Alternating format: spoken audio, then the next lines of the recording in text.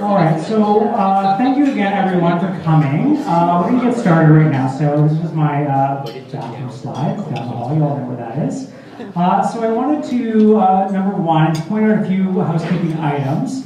So at the back of the room, just by the pillar there, we brought some brochures and some literature that we hope that you'd be interested to take with us. This is our latest Positive Living magazine. We have a couple of brochures about some of the programs that we offer at Positive Living. Also, there's plenty of food left, so please, if you're good for seconds, going up, otherwise it's going to go to waste, unfortunately. Our house is a little bit smaller than I was expecting, so please help yourselves. So again, I just wanted to say thank you to Gilead, Vive, and Merck. Through their sponsorship that we're able to offer these community forums. I'd like to remind everyone to please set your phone to vibrate or turn it off, just as a courtesy to the presenters and to those around you that are trying to hear. A few programs that we offer at Positive Living now. We have a brand new dental office, which is on the first floor at 1101 Seymour. We just opened this in the last year, so it's been open for just over 1 year, and it's a really great opportunity. It's an open clinic, so it's a community clinic accessible to everyone.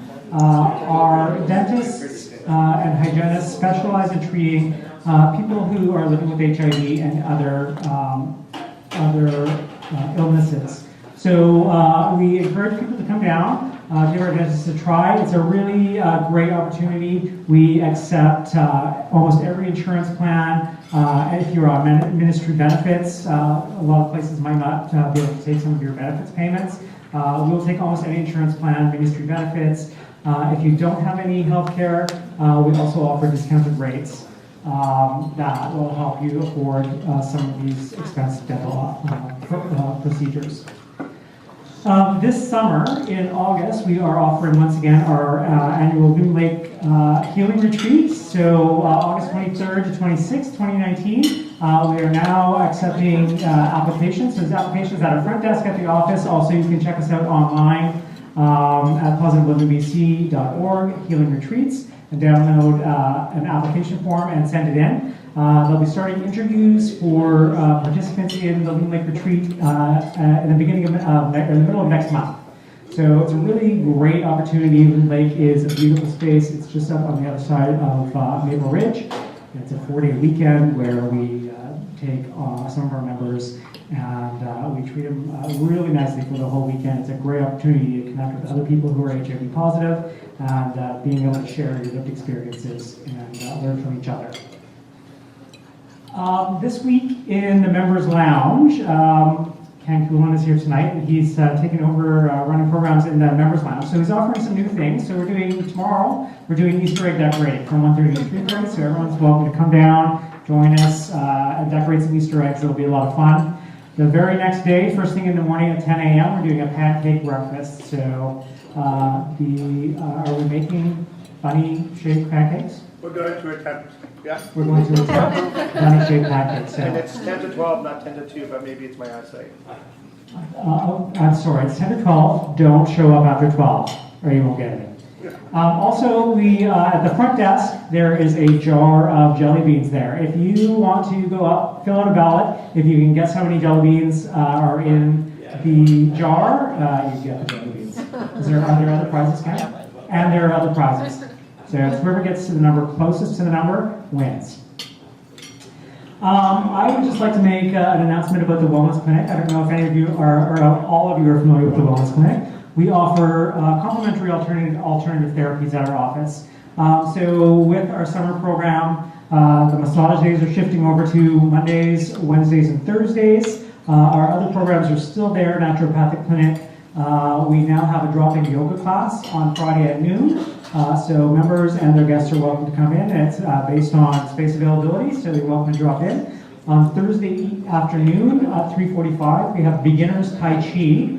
And also, if you're interested in Tai Chi, we can refer you to the Tai Chi Society in Vancouver, and they offer reduced rates for members who are referred from positive living.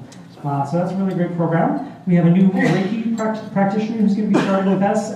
She's going to join us at the last Wednesday of each month. So if you're interested, call our booking line at 604-893-2203 or email clinic@positivelivingBC.org, and they can set you up with an appointment for those. And we have another brand new treatment that's called bioenergy healing. Some of you may have seen this on Oprah. It's a great treatment where you get your chakras massaged. So it's a good healing energy. And so I invite as many people out to try out our wellness clinic therapies. They're free for members of Positive Living. So give us a call.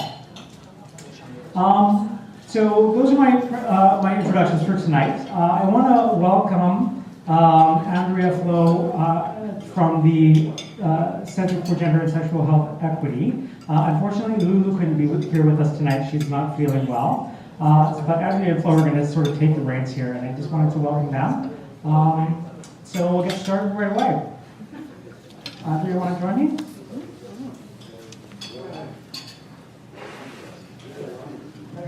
So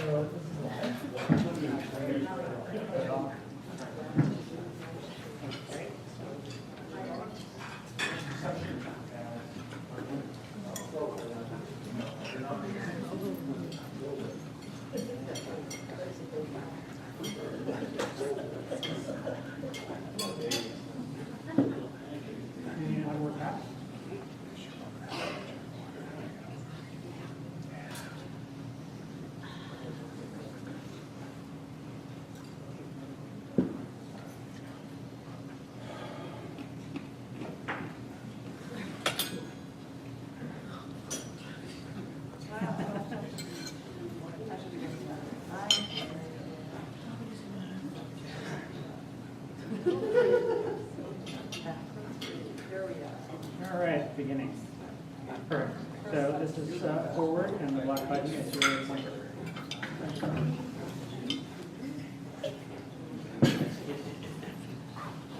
Well, thank you so much for having us tonight.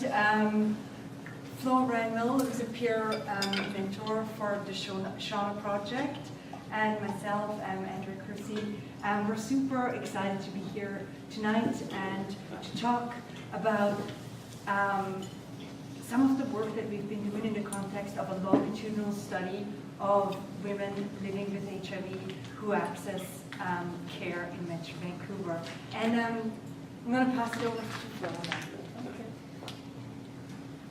Hi everybody, and thank you for all attending.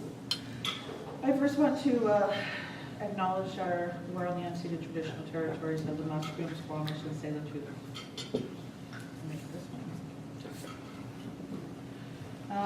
Also, if we can take a moment of silence for our 30 SHAWNA participants that have passed on to the spirit world from our project.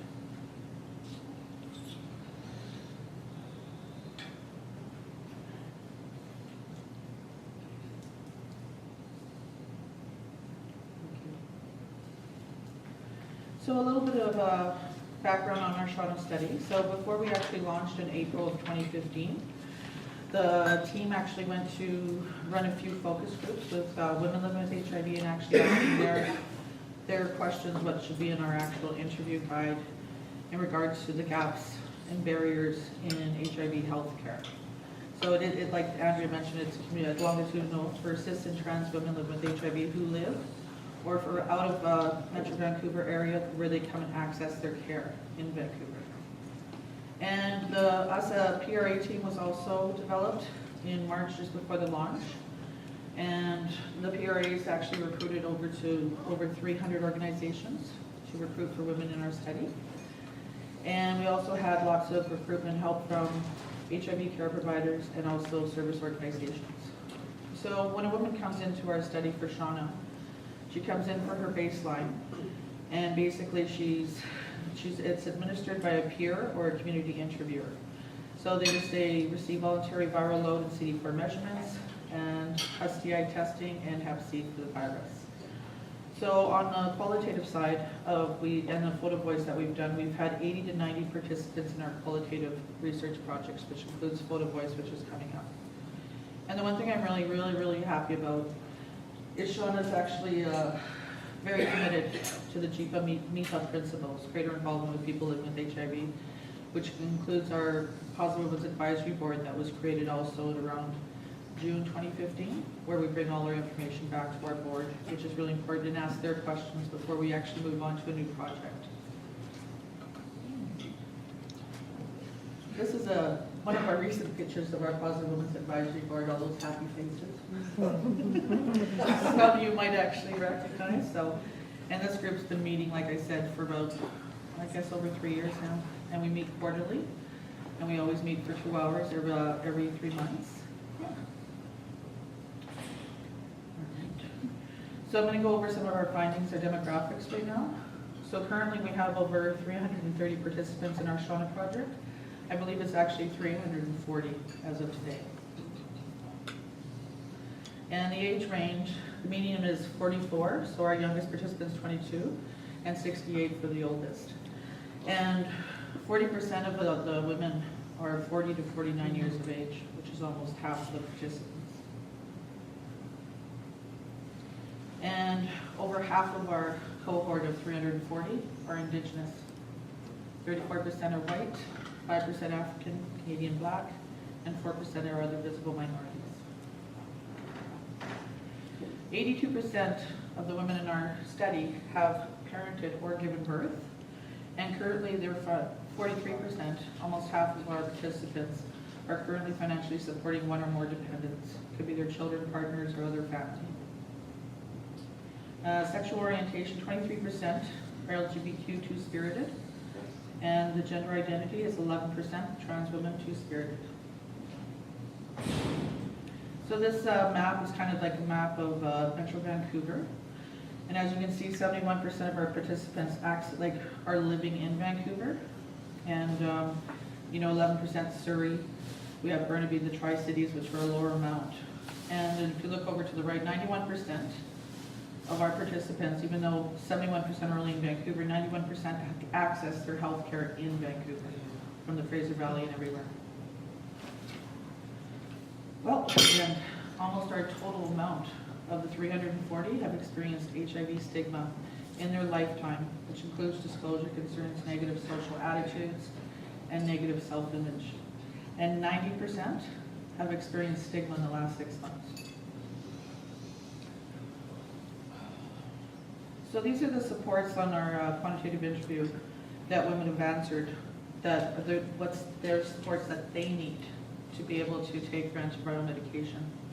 24% better access to food, housing, 22%, help with addictions, 22%, 20% need peer support, 19% transportation support, 15% financial support, and 13% for trauma and counseling support.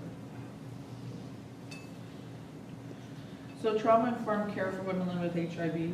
So 95% of our participants have experienced physical, sexual, or emotional abuse, violence in their lifetime. And 31% of SHAWNA participants have indicated a need for trauma-informed care supports to take their ARVs, including housing, peer support, nutrition support, financial, and counseling addiction support. So this is a picture of my viral load from 2008 to 2015. And as you can see, my viral load was all over the place. I wasn't adhering to my medications. And when we're talking about the trauma-informed care, if you look at the circles up top, those are the traumas that I've dealt with. Like even my HIV diagnosis in 2000, that was a trauma. Personal illnesses that came with it, the stigma around HIV with my family even, discrimination, losing my job, becoming homeless, PTSD, depression, and being incarcerated, physical violence with partners, sexual violence, emotional and verbal abuse, and having my children apprehended from me. So I wasn't adhering to a lot of my meds. I'd go on them for a bit, and then I just would toss them aside. And then in 2012, I started to seek counseling support for my traumas. And I got into supportive housing instead of being homeless. I started seeing counselors and going to meetings and stuff for my addictions. And I actually started seeing my physician properly every 3 months. And being able to have my grandchildren and my children back in my life too. Getting involved with HIV peer community. So I had my internal stigma, which was a trauma in itself too. And when I went to AIDS Vancouver, and I went to go and volunteer at the grocery. And doing that one step and getting to know the community, I was like, I wasn't so alone anymore. It was like a huge uplift for me. And I started getting educated from AIDS Vancouver and positive living too, around HIV. I started doing more cultural stuff, going back to Sweat Lodge, talking to my elders, and also always do helping others. And as you can see, from middle of 2014, 2015, so it's been undetectable since then. So it's a big step because this is why this trauma-informed care is so important for so many, especially in our participants and for anybody actually. I know, I believe New York Heck was the chair at CAR when it was in Vancouver last year, and we got to present this to a clinic, a clinician, a room of clinicians. And it was good for them to hear that. I mean, I've experienced going into my doctor and having like a short time, what do you need to do? They're like, here's your Medicare, and off you go, right? But really what's going on for that patient, right? Which is so important. Yeah, so trauma negatively affects a person's mental, physical, social, emotional, and spiritual health. So trauma-informed care is needed to support adherence to our ARVs, responses to structural vulnerabilities that expose women to trauma, such as incarceration and unstable housing, are required, as you can see from I just shared around my traumas. Chronic underfunding of HIV responses for women should be addressed. You're doing this with incarceration? Sure. Thank you, Flo. So I'm going to talk a little bit about some of the work that we've done around the criminalization and specifically also the over-criminalization of women living with HIV. Talk a little bit about incarceration and the effects of incarceration, as well as some of the work that we've done about the gender effects around the criminalization of HIV non-disclosure. So in a study that was led by one of our students, Margaret Erickson, and Neuropic has been involved in a number of people here as well.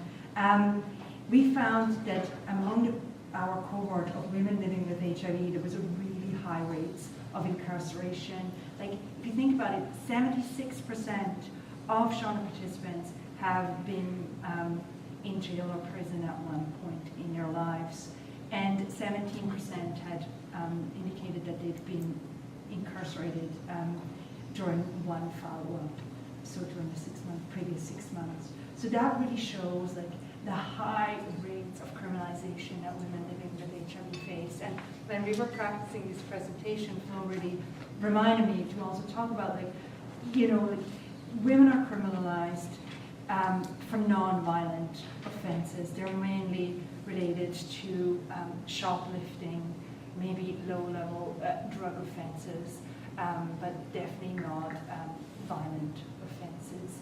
And so we were interested in looking in this study also what factors were associated with recent incarceration for women living with HIV. And what we found is that women who were younger, women who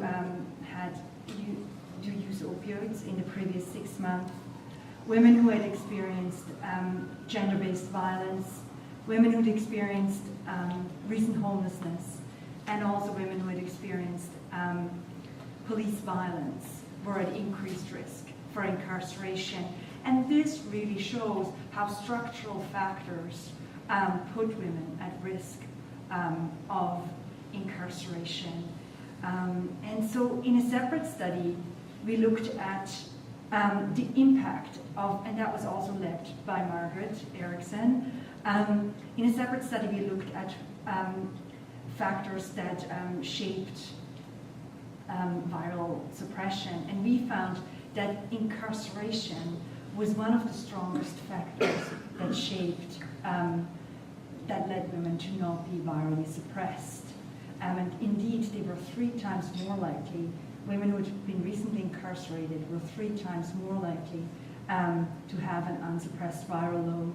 And from our perspective, I mean, this is a really clear kind of demonstration how structural factors such as the overcriminalization of women living with HIV has such direct effect on their health.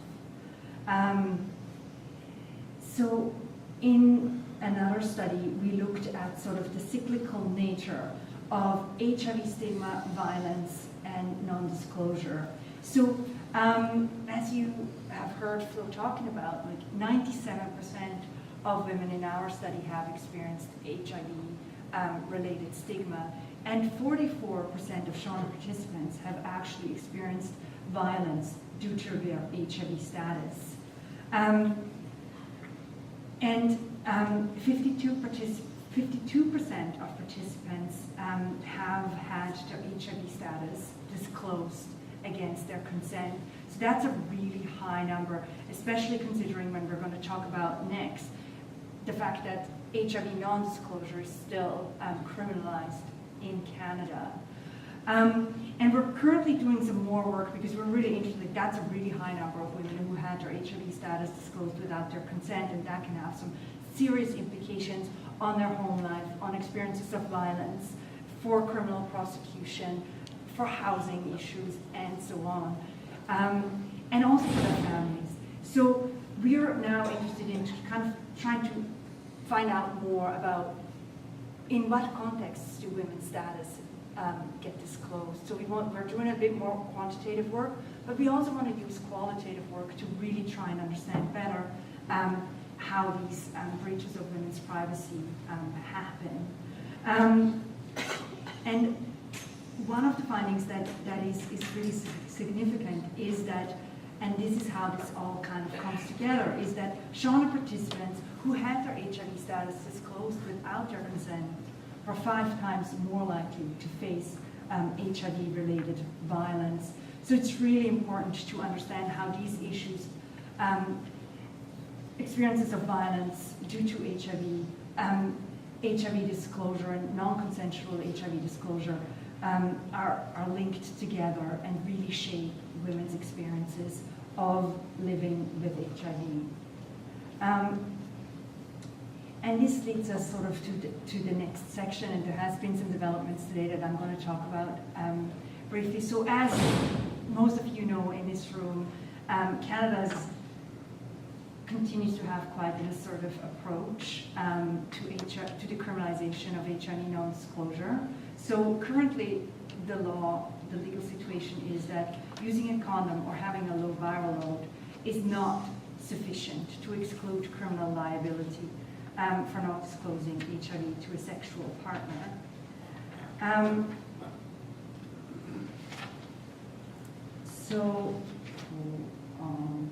And this is the case despite well-established science that antiretroviral therapy dramatically reduces HIV transmission risk, and a growing body of evidence that really points out the shortcomings of the criminal law in governing HIV transmission. So Canada still stands out in this approach. And often this legal approach of criminalizing HIV non-disclosure is represented as a law that protects women from these, often racialized predators. But there's increasing evidence that actually the criminalization of HIV non-disclosure has some significant negative effects for women living with HIV.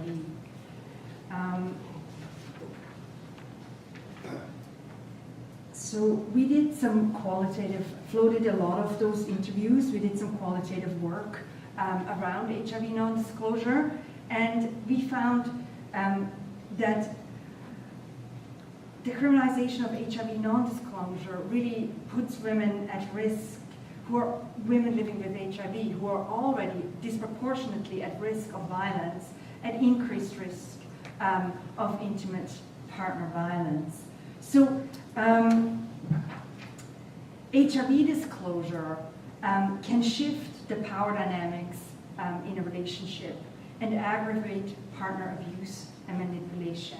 So even after disclosure, many women fear legal consequences because their partners may threaten to file a non-disclosure report with police as a form of intimidation. Likewise, women who experience sexual assault may not report to police for fear of HIV non-disclosure charges. So here are some shorter quotes from this paper that really speak to this issue. So women were saying, you can't get into the relationship without fear of going to jail. Another participant said, women live in fear. You stay in that relationship because you're afraid that that person will report you. And another participant told us that she was recently sexually assaulted, and I've recently been raped. I didn't report it. I just couldn't. Halfway through, he just asked, are you positive? How do you answer that? So these quotes really highlight some of the negative effects of this law and how this law really stands in the way of women being in safe and secure relationships and really can aggravate the experiences of violence. Also, condom negotiation, there were gendered power imbalances in negotiating male condom use in heterosexual relationships that can make it difficult for women living with HIV to negotiate condom use. As beyond verbal requests, physically providing a condom, women have limited power over whether or not a condom is used. So this really puts currently a disproportionate legal burden on women to negotiate male condom use.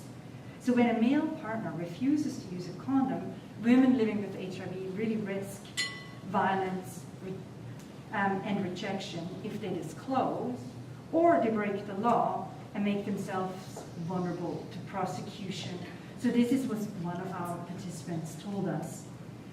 I try to insist on condom use, but for most men, it ends up in an argument. So you don't trust me? Are you saying I have something else? So you just end up going, okay, even though you know it's not, but I tried. So when this backfires, just don't come back and bite me. So we were really interested in exploring this issue of the gendered effects of HIV non-disclosure among women living with HIV more closely. And working together as a team, we decided that using some arts-based methods could be a good avenue to really get to ask women about their experiences of stigma and the criminalization of HIV non-disclosure. So we used arts-based methods, and maybe arts-based methods in general, because they often help participants to put difficult topics, are often easier expressed through art. And participants have the opportunity to share and learn new skills and really create counter-narratives to kind of the dominant discourse around HIV stigma and the criminalization of non-disclosure. And they can also facilitate the rebuilding or the reclaiming of identities and culture. So Flo's going to talk a little bit more about the methods that we use, as she's been really closely involved and has facilitated most of the groups. Anyways. Hi again. So we've done 5 groups of Photo Voice, and I'm going to kind of walk you through it. Our first one was our Positive Women's Advisory Board, so they were our pilot project, and then we secured more funding to do 4 more. So from the groups, they were usually about 5 to 6 groups, and we met weekly for about 2 hours. Our next group after the advisory group would have been the Indigenous group. So I want to thank Val and James here too, who helped us we had to recruit from the existing group of women in order to have these people participate in our Photo Voice. So we were grateful to be able to go to the SWIN group. and the Women's Collective when it was there to recruit for our Indigenous women. So we had 8 women in our group, and we also got to start off in a good way with smudging. We were very fortunate to have an elder at 4 out of those 6 groups also to support the women on the sensitive topic. I mean, when we would first start too, we had to do a PowerPoint project in regards to the law, because there was quite a few women that weren't even familiar with the law. And you could see it on their faces, that fear was there. And for them to hear the law and stuff, and we kind of would brainstorm each week too, to kind of bring it back to the feelings that come around that law, and also HIV stigma. And of course there was a lot of fear from everybody. Yeah, so after the Indigenous group, then we went on to do, well actually the African Canadian ACP Net Patience Magugula. She recruited women from that lady, women with a migration background. And there was about 5 in that group. And we really specifically brought like their traditional meals to them too. So everything like the Indigenous group had like traditional food that we got from catering from Cedar Feast. And then ACP Net too. I mean, I think their favorite thing was samosas, vegetarian.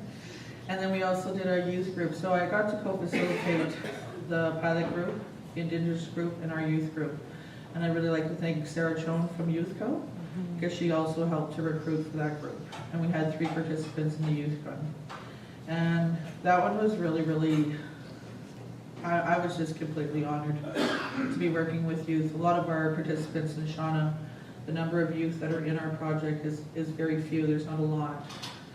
And for these women to come and share and actually do the photo voice in regards to what stigma and the criminalization of HIV was for them. So once we first did our PowerPoint and stuff, after the PowerPoint we got them to do collages. So it was kind of to get the juices flowing. And for each group we had specific images that we've already cut out, and we'd have them choosing from it. Some more that were more Indigenous or migration background, all that.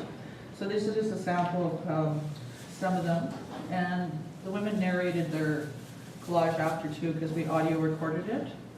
And you know, there was lots of emotions that came up through this project too for a lot of the women.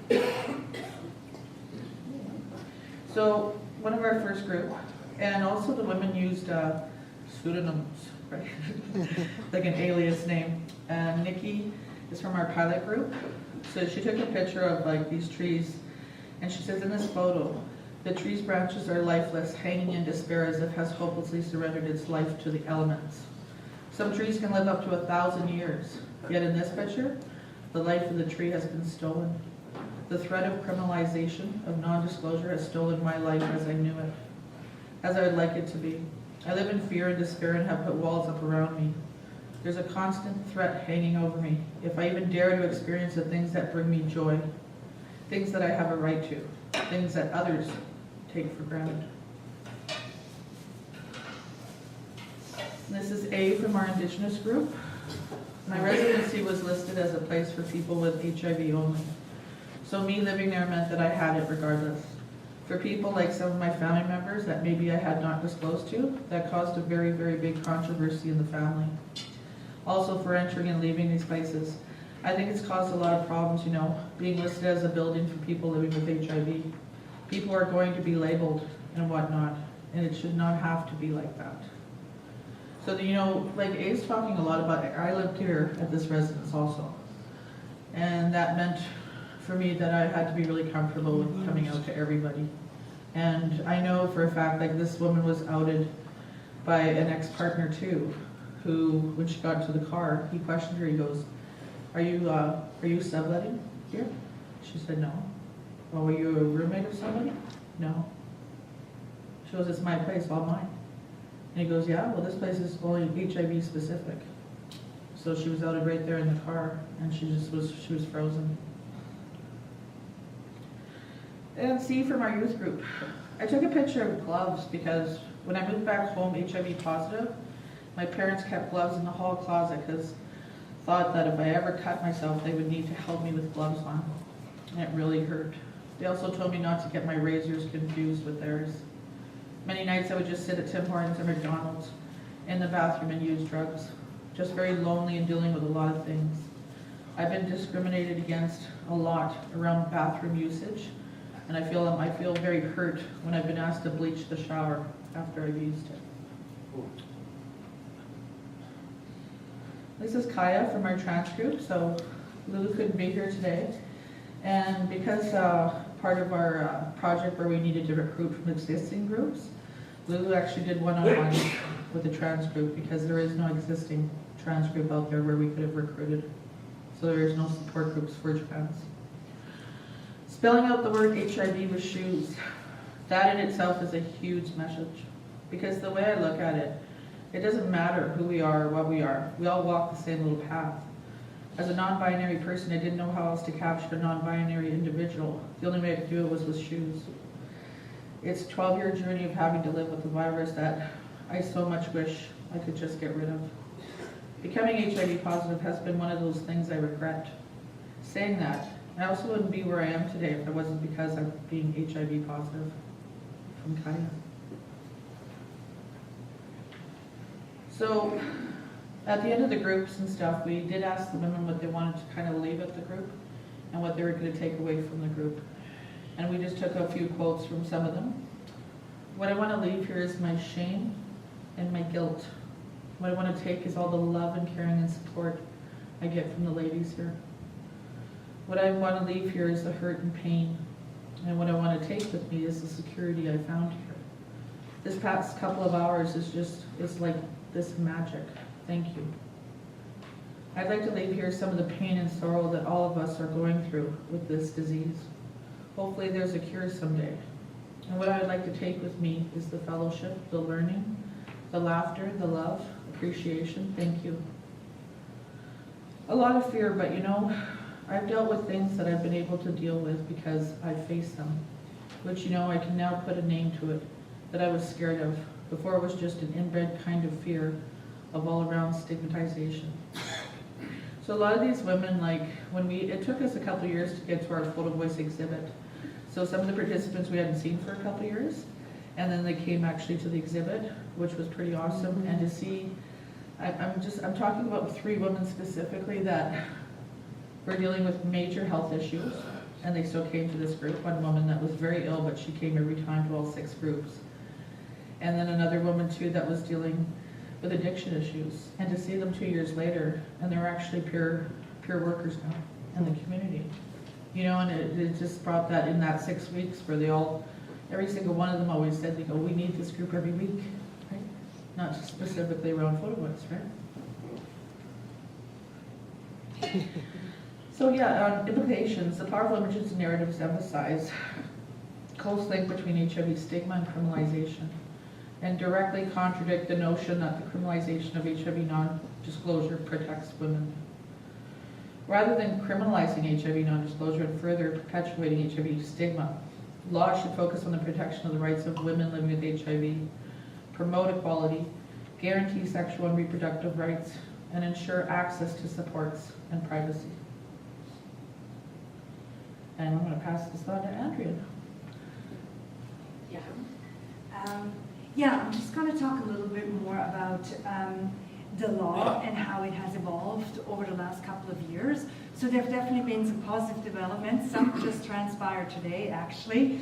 But I'll keep the suspense for a little moment and just give you, like, maybe start on World AIDS Day 2017. So after years and years of advocacy by many people in the room, including Val Nicholson, and the HIV/AIDS Legal Network, the federal government came out on World AIDS Day, December 2017, and they said, the former Attorney General, Jody Wilson-Raybould, came out and said, we really need to work towards the limited application of the criminal law to HIV non-disclosure cases.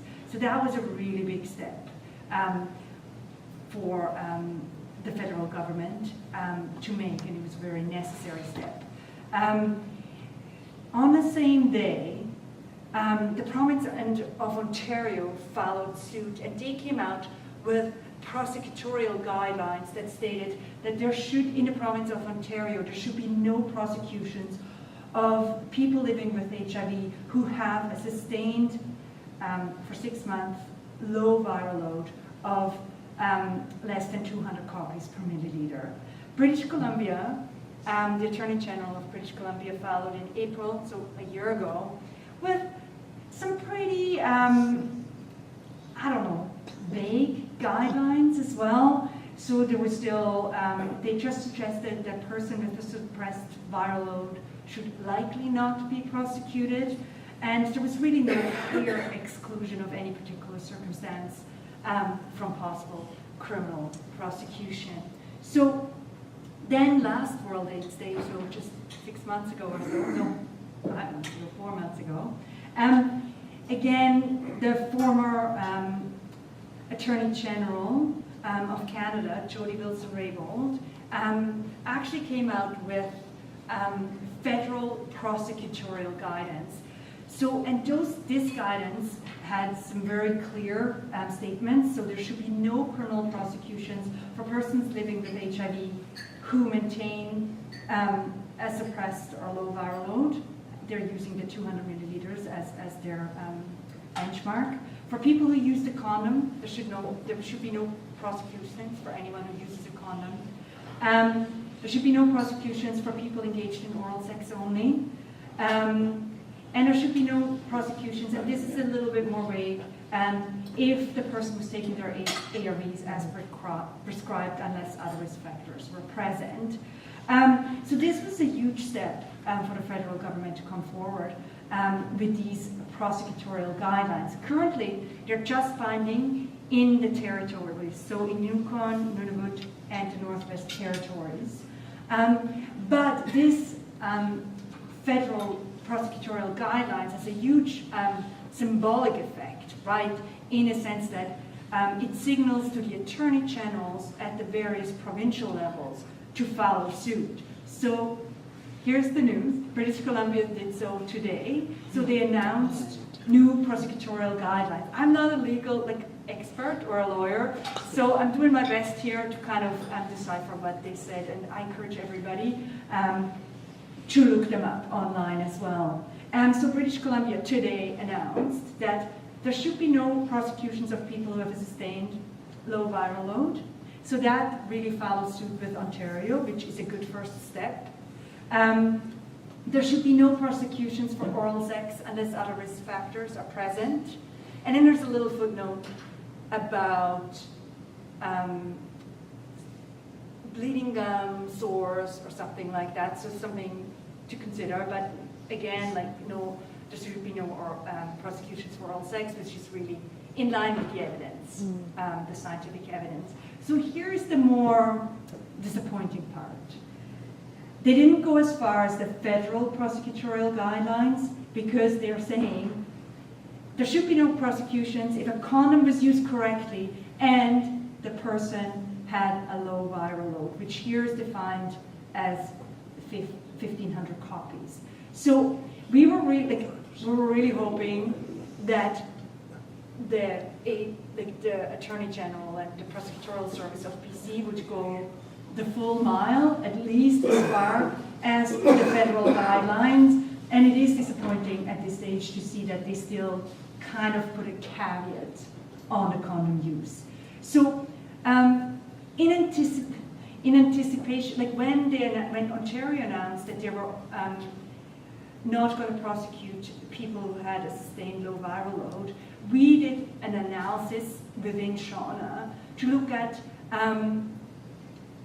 who would still be at risk for prosecution. Mm-hmm. So, and how many of our participants would still be at risk for prosecution. And now this really also hits home now, where we see that it's really the low viral load that they are locked in to preclude criminal prosecution, but the condemnation hasn't really gone as far. So within SHAWNA we found that 48% of SHAWNA participants would not meet the legal test of achieving a sustained low viral load for 6 months over the course of the study. So that really is half of the women in SHAWNA, even with today's announcement, would still be at risk of criminal prosecution. And then we were interested in looking at what are some of the factors that were associated with not achieving a low viral load. And what we found was that women who were younger in age, women who had experienced recent homelessness in the last 6 months, women who do sex work, and women who have been recently incarcerated were at increased risk of not meeting this legal test. So what this really shows us is that the most marginalized women living with HIV would still be at risk of criminal prosecution. And it really shows that, I think, while we're happy for the Attorney General to file a suit and come through with more clear prosecutorial guidelines, it still doesn't protect the most marginalized women living with HIV from criminal prosecution. And so I think it really speaks to the fact that there's still quite a bit of work that needs to get done in this area. And so our group sent these findings to the Attorney General already, but now, they sent me a letter back that they received our communication.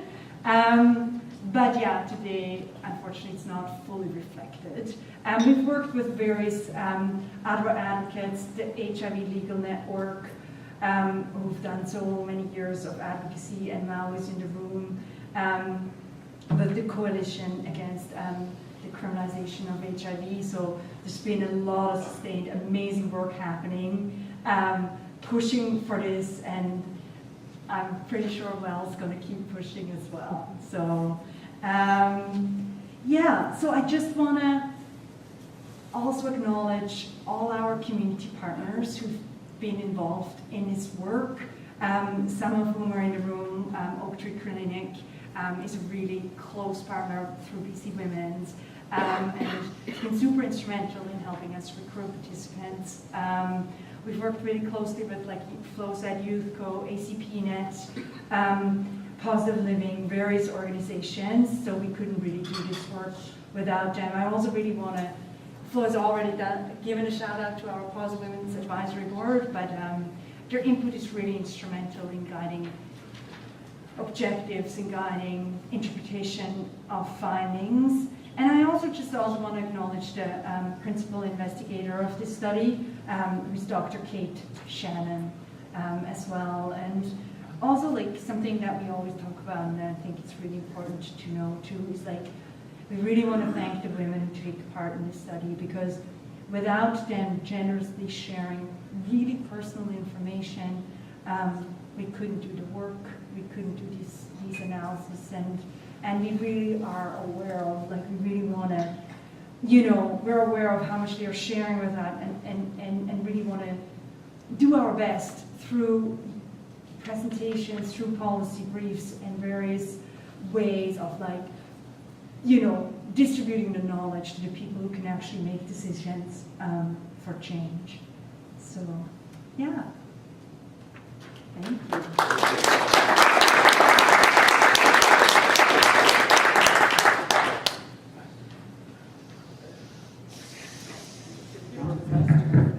Thank you so much, Andrea and Flo. That was really fascinating. So I know that some of you have questions, and so we're going to open up the floor to questions in just a minute. Hashem, you're first up at the mic there. Do you know how to turn that microphone on? It should turn on, and then it'll go live in about a second or so. Anyway, I just wanted to mention to everyone that there are evaluations on your table. So before you leave here tonight, if you wouldn't mind just taking a minute, going through that evaluation, let us know a little bit about who you are and where you come from. And then on the back side is space for comments, and there's a few questions there that can help you give us some feedback on today's presentation.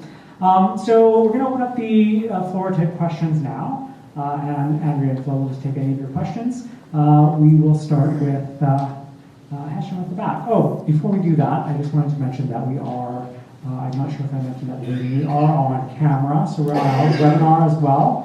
And the camera is sort of looking at us and not at you guys, so we're just trying to make sure that everybody's privacy is respected. So anyway, Hashem, please go ahead. Thank you very much for a great presentation, really enlightening. Just a comment on how the prosecutorial guidelines is different. The thing is, the Attorney General of BC really has no choice because he is following the Supreme Court of Canada. The Attorney General in like federal level is actually violation of that ruling. So it's kind of a tough position. The trouble is, right now we actually do have a challenge for the Supreme Court because it violates equality under the law.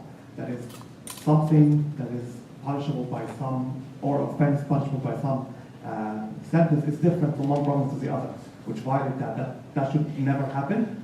And the really important thing to note that if we have courageous politicians, and I know that's an oxymoron, but if we do have some, they actually can clarify this once and for all. Because it is the law of the land, it's the responsibility of the parliament to make the law of the land. They have been abdicating that responsibility to the Supreme Court of Canada for a variety of issues, the right to die, gay marriage, everything is done by the Supreme Court, which is the wrong way to do it. So if you write to your MP, they are the ones who can actually change the law once and for all and make it clear so that we don't have this one province you have, under 200, one province is 1,500 copies, and that's really a violation of our basic charter rights. Thank you. Yeah, thank you so much. That's a really important comment, and I absolutely agree with you. Prosecutorial guidelines is one way of doing the advocacy. That's one avenue, we try to go, but I fully agree. Law reform is the ultimate piece. It's complicated because currently it's prosecuted as sexual assault. And, and as we know, in talking law reform, does that now mean we have to have an HIV specific law on the books, which we currently don't? And where do advocates stand on this? It's complicated, but absolutely, thank you for your comment. I fully agree with you, and there's definitely two avenues to push. This seems to be a bit more straightforward and a little bit more quicker in the interim until we can really get into law reform, and absolutely HIV should come out of sexual assault, and HIV and non-disclosure should come off the books, period. So yes, thank you. Hi, thank you for that brilliant presentation. I honor both of you. I have two questions. First I'll give to Flo. One of your early slides there, you had the supports that the women needed.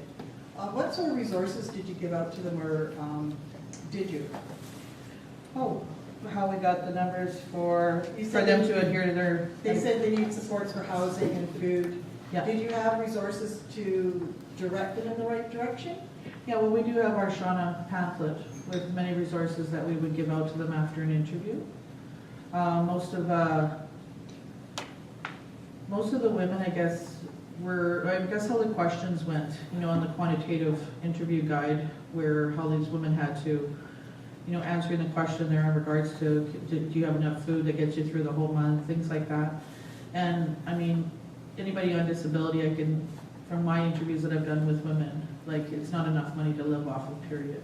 So that was a lot of it too, and housing was a big concern. And I think Andrea's trying to pull it up. Yeah, see that. you're doing well. Okay, yeah, this one, right? Supports needed to take them. Yeah, and then there's a lot of women too that actually get a pharmacy that delivers right to their room from a lot of the women in our cohort, and we always try and suggest that to some women who aren't adhering to the ARVs. But like Andrea said, and through a lot of our presentation, when you're looking at women that have been recently incarcerated, and that's just the hardest time for them to even try and stay on their medications after leaving prison. And yeah, so we do, as for food and stuff, I mean, we have the regular kitchen thing too, where all the more affordable meals are and stuff. I know I've also talked about, I don't know if you still have your garden thing going on still. I mean, I suggest a lot of things through the community, through word of mouth. Better housing too. I mean, a lot of our participants have moved into McLaren housing from the downtown east side, starting to get their health back, right? And help with addictions, that's on our pamphlet. We have all those access, Access One, where they can call if they need to for treatment or recovery or detox. We give out bus tickets as many as we can to any woman. Awesome. And also, I should just add, we also had a sort of a weekly planner with some of the resources that are available on Monday afternoon, on Tuesday, that is updated regularly. And then I should also add, we really part of like the study that we do and part of the ethical engagement with participants, our nurses and our interviewers as well, like spend a lot of time doing active kind of referrals. So if someone is acutely looking for housing, we really put in the extra mile of trying to connect them. And you know, if someone needs some antibiotics or things like that, we can help them out with that. But ultimately, we are also operating within a structural environment where we have seen HIV-specific funding cut significantly. There's, you know, as everybody knows, like there have been a lot of cuts to women-specific services as well. And then so we're operating within these severe, you know, gaps in support, but we definitely actively try to connect people. Thank you. Second question is, I saw your graph or your map of where SHAWNA has been. Are there future, and I know it depends on funding, of expanding that and going further out into the province and maybe rural areas? So good question. See, part of our eligibility is for women to either be living in the Metro Vancouver area or people from Victoria up north and stuff that come and access their HIV care here in Metro Vancouver. That's kind of our ethic that we have to go from and stuff. As I mean, I would love to travel to go and do it all over. I know CHIWOS is across Canada. For this longitudinal is strictly actually for Metro Vancouver right now. I'm not sure if it could go further. I would love to do that. We do telephone interviews too, and we e-transfer honorariums to women who are further up north and stuff when they're doing their follow-up and stuff. Yeah, perfect, because their voices really need to be heard. And speaking of voices being heard, and this will be for Andrea, I just got an email that I'm heading to Ottawa to be a witness in the House of Commons to really advocate for the final say in this criminalization. Yes. So I was wondering if I could please study, especially the one on fear. And I was wanting to ask permission if I could take that, because I think that will hit home. Well, whatever you need, it's yours. Bring it there, and absolutely. And I'm really happy to hear that you're going. I think you have a really, you know, I think your voice will be so powerful there, and I think that's amazing. But yes. Thank you, Andrea. So I have just a couple of questions, and I'm not sure if my brain is going to let me remember both of them, but I'll start with criminalization. So I was just curious about the portion of criminalization where you were talking about women having experienced criminalization and being incarcerated. And you talked about various social reasons why they've done that, through drug use or through theft or through violence or what have you. Can you elaborate on women who experienced or who had been incarcerated in this cohort through criminalization of HIV non-disclosure specifically? Mm-hmm. So the number of women who've been incarcerated for non-disclosure is relatively small. So within our study, that would be only very few women. So I think I just looked at the numbers afternoon just to be sure. So I think between 1987 and 2006, there have been like about 182 prosecutions for non-disclosure. About 10% of those are women. So the numbers are quite small for, you know, for women who are actually getting prosecuted for non-disclosure. But I think, and thank you for bringing this up, because I think this is a really key point of the work we're doing on sort of the gendered effects of non-disclosure. It's really the symbolic effect of the law, right? So it's the fact that the law can be used as a pressure tool to keep someone in an abusive relationship. If you don't stay, I'm going to go and I'm going to report you. These kind of more symbolic effects of the law and how they, you know, like for me, I always look at the criminalization of non-disclosure as like a form of structural stigma. So it's stigma, but not unlike between you and me, but it's stigma really perpetuated by the state at the structural level, right? And so it's the direct effects, and absolutely for those women and all people who've been, you know, prosecuted for non-disclosure, that's devastating. but there's this symbolic effect that just has a really big impact across the population, and I think it's really important to state that. So thank you for that question.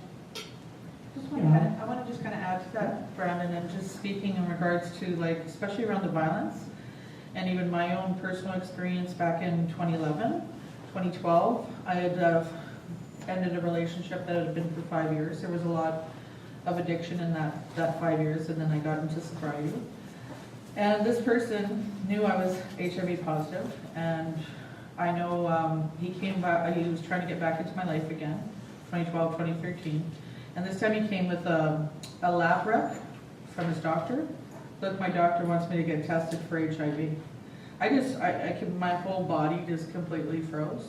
Like, I was just like, shit, you know, and entered back into that violent relationship. I hear a lot of it from doing interviews with a lot of the women in our participants. There's a woman from one of the photo voices. She says she gets a guy to fall for her first for a couple of months. And once they're really close in that relationship, she meets them in a public area and brings a knife, a weapon, before she's going to disclose that she's HIV positive. There's another woman that says, I just don't have relationships. I'll never will.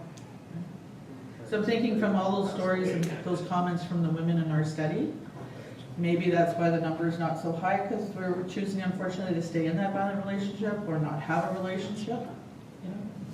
No, that's an excellent point. I think for myself, just as a self-disclosure here, I'm a cis white male who lives in a fairly stable, I have stable housing, I have a job, so I'm not personally, I haven't had that personal experience of that kind of an active violence or even threatened violence, right? So I mean, this is really kind of like, it impacts me a little bit. I think that would be really terrifying. And so I'm grateful for the experience that I've had. And I just would like to acknowledge that, I think it's horrible that we have criminalization, like you said. Criminalization of HIV non-disclosure shouldn't even be a thing. And I think that almost everyone in this room would agree. But it just creates, in an already unbalanced power dynamic, additional power sort of issues where you just like, I'm going to cling on to anything to be able to manipulate the situation, right? And it can be terrifying for people. So, thank you very much. Yeah, just as a comment, years ago, AIDS Vancouver did a study to see who was getting AIDS, the Vanguard study. They wanted to see who was at risk of getting AIDS, and they looked at the 12 determinants of health, whether it's education, income, and so on. And what they found was only two things that really stood out. One was if you'd ever been in an institution, like for mental health or prison. Your rate was way higher, like 4 times higher, and the other one was housing. And the rest didn't seem to matter. And then he did something interesting, is mapped it. Drew a map of housing in Greater Vancouver. And you could see wherever there was people in SROs and things, you could see the relationship. One of the chunks was along here at Granville Street years ago. There were a lot of hotels. I've lived in some of those. So that was interesting. I was the first person, do you know there were only 4 people in Richmond that have ever come out publicly to say they've got AIDS? Myself, my partner, a friend of mine, and another guy. That's it, but no women. And that tells you that's about stigma. People always, when you tell people you got AIDS, they want to know how you got it. And like I've said before, you can see it sitting there right on their forehead like a question mark. I tell them it was immaculate infection. Or I told Dr. Montana it was a climbing accident. I said, and he said, climbing accident? I said, yes, I climbed into bed with too many people. Thank you. Thanks, John. I'm gonna use that one. Follow that. Hi. I know this is the second time I've seen you guys in a couple weeks. It's a great message. Can't get enough of sparkling. I know. But again, it just reminds me, like, when you participants are answering, it's like, it comes back, like, are we still in the 80s? Like, it seems like the fear of the gloves, the fear of, it seems to me that there needs to be more education about, you equals you, about New Hope, and also promoting being on treatment and what that means today. And that those fears can be, those are like fears that we used to live with, but now we have New Hope, there's New Hope.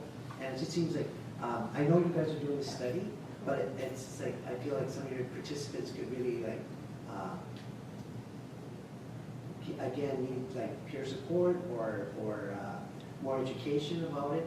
And, I also agree, like, for the 48, I think we said about half the people would not qualify would not be like, would be qualified under the law, could still be prosecuted.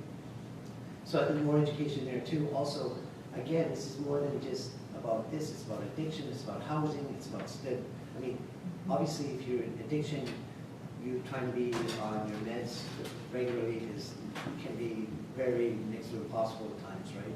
So again, it's just like, I just feel like when I'm educating a new person about their status, like I try to give the message of hope, right? And like, you can have kids, you can have them all, and basically you can today. But when I hear these things, and I know it's true, that there's still people that stigma, the fears. So again, I think it's all HIV positive people that we should be sending a message of hope and stigma and come out of the closet, so to speak, and like be proud of where we are and who we are. And that's that. Thanks, Mark. Absolutely, I fully agree with you. And I do think, Joe, it's really important, like, yes, someone in addiction, with the right supports, they can be on the meds, right? So really what we're trying to advocate here, and where the focus of a lot of this work is on those structural factors. It's not the deficiency of the person, they just forget their meds or whatever, or they're ill-informed, but it's also about putting in place these supports that the hope becomes a reality, right? So if you are down and out, you're couch surfing some of our younger participants, then maybe you haven't disclosed to the people you're staying at that you're on meds, then the meds go throw out. You don't want to be disclosed, you don't want to accidentally disclose your status. So here is where the housing comes in, the supports come in terms of addiction treatment, in terms of safe supply and substitution treatments, in terms of real interventions also around gender-based violence, and also about culturally sensitive care, so that people feel that they can talk to their doctor about their issues and that they feel that they're whole. And that's what Flo talked a lot about, right? Like the trauma-informed care, and really was able to show in a graph how for herself, the viral load really fluctuated also with the various traumas, but then also how that was helped by things that came into her life that helped her, support her in her HIV health. So yes, I agree with you, the hope, but also really the advocating for these supports so that that can become a reality. And quite frankly, from my perspective, to also then follow with the funding that supports these types of intervention. Because the U equals U, to some, absolutely, it's a really good message, right? But as we've seen, like the most marginalized people with HIV, they're a little bit left behind there, where U equals U is not as straightforward to reach when those structural supports are not in place. And for me, that's a big caution, right? I'm really big on U equals U, and I think it's a really simple and amazing message that can really cut through a lot of stigma. But I think it needs to be supplemented with very clear structural interventions that put everybody in the same position to reach those two U's, right? And I think just from the photo voice, the 5 to 6 week groups that we had weekly, and when we got to that 5th or 6th week and seeing these women come in and being so comfortable with one another, you know, because some of them didn't know each other, and then they were so close by the end of it. And, you know, reiterating, like, we need this every week, you know, because a lot of them actually got that support they needed, but it was only that 6 weeks, and they got to kind of break the first layer of the onion around, you know, oh my God, criminalization, HIV, right? And stigma that we all have.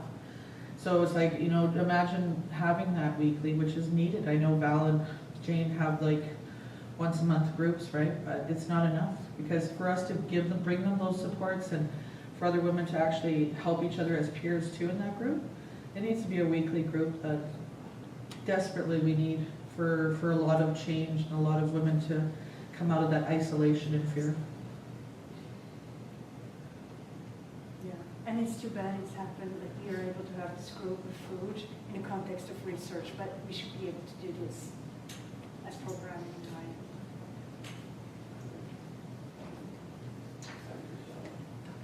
All right. Thanks very much for the great presentation.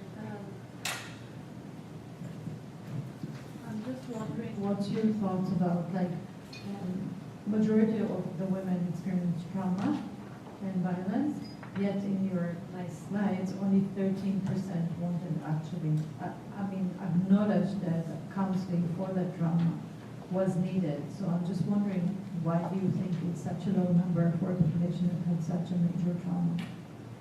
Trauma? Well, do you know in your slides the one? I think you're talking about. I think some of the women would speak This that- one. So look at the bottom, it's only 13% more felt that this was a gap. And I would think that it would be like 80%. And it probably should, yes, because I think actually, when I put myself like 10 years ago, and being in addiction on the streets, homeless, been incarcerated in my addiction and stuff, and just roaming around and stuff, that trauma and counseling didn't even come to mind until I got out into sobriety, until I had a roof over my head. So once I had those in place, so I'm thinking like that's the last thing I would think of if I was like 10 years ago and doing the SHAWNA study, and I went in and stuff, and I'm doing my interview and everything. I wouldn't, it wouldn't even faze me. Trauma counseling, what? You know, because I'm already in a trauma. That's the way I kind of relate to it. Do you know what I mean? Because I already have all these other traumas: being homeless, being in addiction, being in a violent relationship, and what? I got to take my HIV meds too and stuff. You know? And I have to take them with food? No. So I'm thinking, I don't know. That's my thought about it. That's my opinion in regards to why it's so low. Is that the women probably aren't even there to realize that they need that, because all the other ones around food, housing, addiction, you know, are higher too. Just from doing the qualitative work, but you know, you work really close to with a lot of patients right every day. But I just also noticed that people often blame themselves for not taking their meds. Oh, I just forget. Oh, I get busy, or things like that, so that they maybe don't make the connection sometimes that there might be some other supports there to really support them and address the trauma. And this is like, these are literally just descriptive statistics, so we haven't run an analysis on these, because we were talking with our peer team, like, going back to the community, what kind of findings do you want to bring? And, you know, remember the meeting with Kathleen in terms of like, what do you think people want to know who are in the study? And so that was sort of one of those things that we pulled up, but we definitely want to look more into that for sure. And I mean, knowing that over half of our women are Indigenous, I mean, I'm a third generation residential school survivor, and that's trauma right there from the day I was born in my family.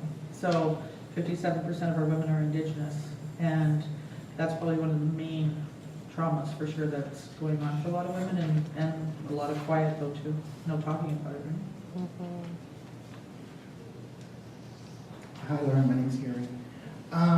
Thank you for the presentation, very informative, and I actually really enjoyed it. What were the 3 main criteria that you addressed right away to get you to stabilize, to be able to take your medication and adhere to it? What were the 3 major? What were the 3 things that you addressed right away?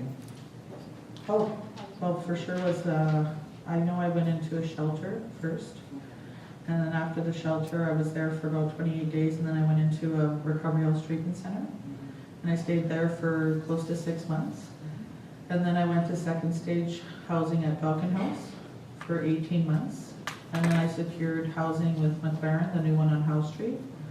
And I lived there for about 18 months also.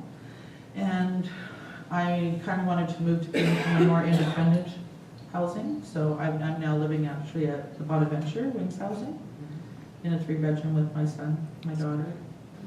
So I would say that was probably the first big step, was to just get a roof over my head and have the shelter that would support me. I wasn't judged when I was in there. They kind of like supported me where I was at the time. And plus they actually administered medication to you. So they'd nicely run right up to me at dinner. Yeah. Thank you. You actually confirmed my thought. Just one more question, Flo. I really loved how you talked about, and the question from you about trauma. And when I started thinking about my life and being in trauma, to me it was just normal. And I'm kind of wondering if maybe the women didn't feel that too, because when I was in the throes of trauma, it was just a normal way of living, a normal way of dealing with life. And I think maybe we should, as women that have taken that path, really look into that. For sure. I agree. Hello, my name is Muyi, and thanks for your presentation. It's quite interesting to see that we face very similar challenges. I work with one of PEPFAR's largest projects in Nigeria, and we deal with a lot of stigma and discrimination. And it's quite interesting to see that we're not so far apart. You know, before now, I used to think that things were quite different, you know, between developing country and the one that's developed.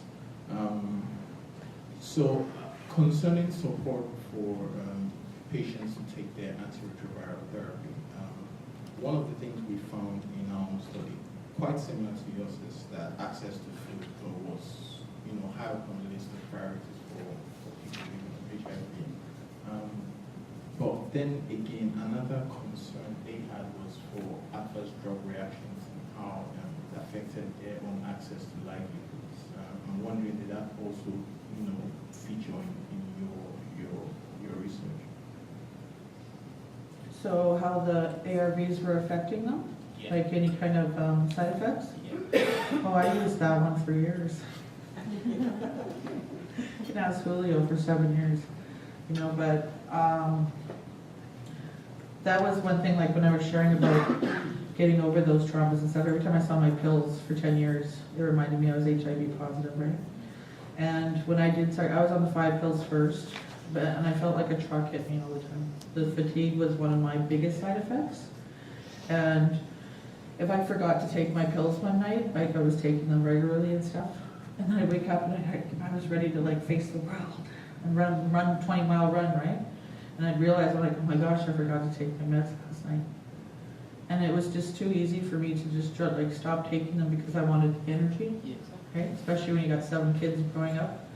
And also from that, when I went to the 4 pills, I would talk with Julio and he says, we made these 2 pills into 1 pill. And it was like that bigger one that's kind of reddish blue. And I kept just totally complaining, saying, no, this isn't helping. I'm reacting horribly to those ones. So for me, and the way I kind of share with peers is that I had to learn to try and be friends with this medication. That was the only way, like since like I've been undetectable for all these years now, is because I literally had to be okay. But one thing my doctor did with me, she says, Flo, I just want you to take the ARVs for 6 months. Can you do 6 months? I said, yeah, I can do 6 months, no problem. And then she started seeing my CD4 go up, right, being undetectable. And then when 6 months came, I go, I get to stop now, right? She goes, no. No, you're taking them forever. And it was just the one, then she put me into the 1 pill because I made that 6 months. So I got to go from 4 to the 1 pill. And it was like, yeah, so a lot of things like through that change. I don't know if I've answered your question, but. Okay. It's an interesting thing. I've never had a side effect. I've always had effective medications that I thrived on. So in terms of this population. Do you think that that's more prevalent? Do you think people have more side effects? From the groups that you talk to? Our last Positive Women's Advisory Board, so we had about 4 women in our board that brought up that they've been switched to a generic ARV, and all of them are having major digestive stomach issues, and the side effects are just hard on them, and that they've gone to their physicians, HIV specialists, and they're not taking them off. So yeah. Well, certainly when you're switching back and forth, and we know that this is an issue with the new generics that are kind of going on and offline, because sometimes they're available, sometimes they're not, and so on and so forth. So you get switched on them, you get switched off them, onto these medications that aren't exactly the same every time. So of course you have side effects sometimes from that. And certainly that's a driver of why, one of the reasons why you would not be adherent. Do you think that that's sort of exacerbates a longer term situation, or is it just sort of short term until we get your medication stabilized?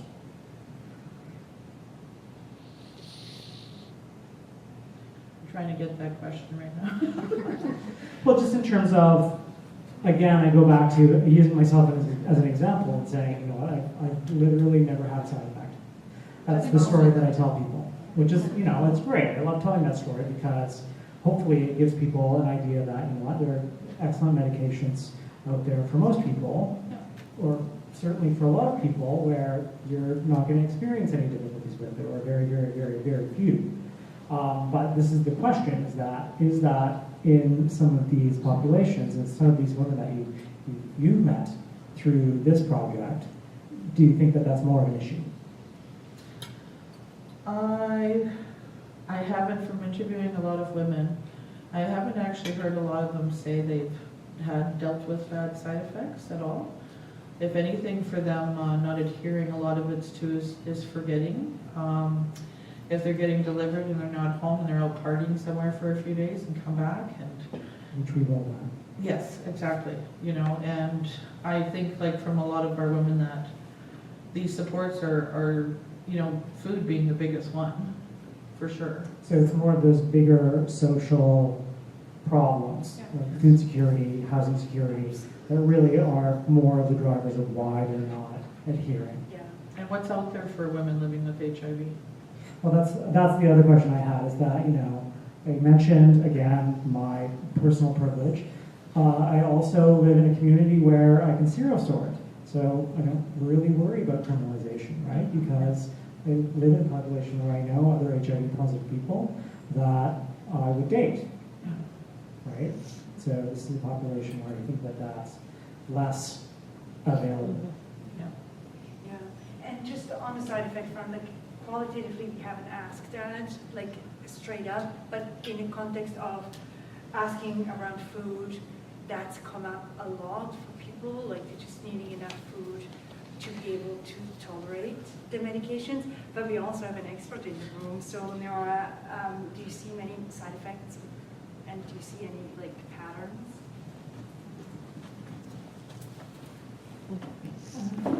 The answer is very complex, and I could talk about this for an hour, more or less, some other time. But first of all, there is a gender difference, and it is well known. It has been like that since for the 30 years, that women react different to men, and men generally have less side effects. And it's complex. But it's also the social challenges that we talked about, but it also, there is evidence that estrogen interacts with some medications, and there's evidence that the PK, so the level of the medication in the women, are higher for some of the medications, which is part of the reason. For example, ritonavir is 20% higher in women compared to men. And it's kind of reasonable because most women weigh less than men, yet there isn't a dose for women and a dose for men. And so they get the same dose for lower weight, so obviously the level is higher. Not true for all the medication all the time for all the women, but in generally, the studies that have been looking at PK levels, that has been true. And therefore, some medication do cause more side effects, and clearly in women versus in most men. Tripla is another one where women used to get, like this is Stigma, women used to get a lot of nightmares and CNS and insomnia versus men got it much less. So the truth is, I've been working in the HIV field now for 14 years, and in these 14 years, we have seen a lot of progress, and side effects in general are lower now than they used to be. But for some women, this is a major issue, and if for some women, whether it's insomnia or nausea, when you have them every day, or all the time, and you start to associate, like you just said, and we hear it all the time, that it causes, whether it's fatigue or nausea, etc., then adherence is becoming an issue just because of the side effects. But luckily, we have a lot of options these days, and if we know that, we can work with the women to fit them and to work around that. So it's the combination of the side effects for the women specific, and then all the rest, which we talked about. Thanks, Nora. Okay, so how does everybody feel? Do you feel like we've had a good discussion? All right. Thank you very much, Andrea and Jerry. Thank you everyone who participated. I want to thank again our sponsors, Eve, Merck, and Gilead, for their generous support of our educational programs. I want to thank the hotel for the terrific meal that they gave us. And I want to thank all of you once again for coming and participating in this. It's really important that we're able to get together as a group and discuss the issues that we have to deal with in our community. So I invite all of you to come down as often as you can to our community forums and our other education. If you have any questions about the programs that we offer at Positive Living, we also are looking to build on programs for women or other populations that we don't see as frequently. So it's really important that if you know of reasons why kinds of programming that you're looking for, come talk to us. We can try and figure out how to get programming that fits your needs. So you're welcome to do that. I have cards on the back table there. If you want to take one with you, you're welcome to. And get in touch with us anytime. We'll be happy to talk to any of you about any issue that we deal with in this community. So thank you again. Have a great night.